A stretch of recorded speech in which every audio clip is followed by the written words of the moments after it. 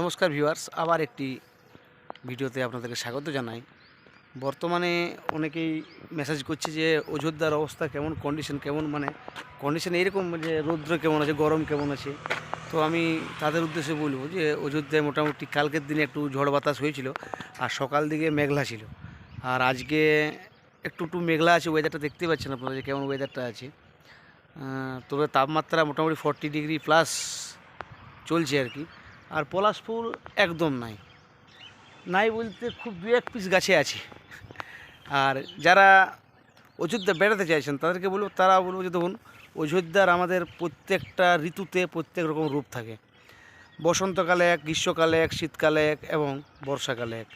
এই সময় যদি আপনারা অযোধ্যা আসেন, চারিদিকে আপনারা সবুজ পাতা দেখতে পাবেন, যা সত্যি খুব ভালো। আর আপনারা যারা বাইক ফাইকে সিঙ্গেল আসছেন ঘুরতে, আমাকে ফোন করেছিলেন যে বাইকে গেলে কি কোনো সমস্যা হবে। তো আমি মতুলি বাইক চালাতে পারলে কোনো সমস্যা নেই। তো প্রচুর রৌদ্র আছে, তো ওয়েদার কি বলে, ওয়েদার রিপোর্ট অনুযায়ী যদি আপনারা দেখতে পান যে বৃষ্টি ফিষ্টি হবে, তাহলে চলে আসতে পারেন। চারিদিকে সবুজ হয়ে আছে, একদম দেখছেন সবুজ সবুজ, নতুন নতুন কচি পাতা গাছে সদ্য দেখা দিয়েছে। আপনার কি বলা যায় যে, আরেকটা কথা আপনাদেরকে বলি যে আমাদের এই লোহরিয়া শিব মন্দির যে আছে অযোধ্যার লোয়ার ড্যামের নিচে আর কি, লোহরিয়া শিব মন্দিরে 25 তারিখ থেকে আমাদের যে চৈত্র গাজন, সেই গাজন সব শুরু হয়ে যাচ্ছে।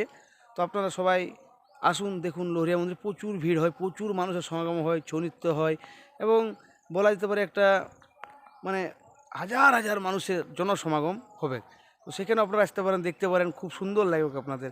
এবং যারা চৈত্র গাজন দেখার জন্য খুব ইন্টারেস্টেড থাকেন, অনেকে তো ফেসবুকে দেন যে কোথায় ভালো চৈত্র গাজন পাবো, তো আমি তাদেরকে বলি যে লোহরিয়া মন্দিরে আপনারা আসতে পারেন।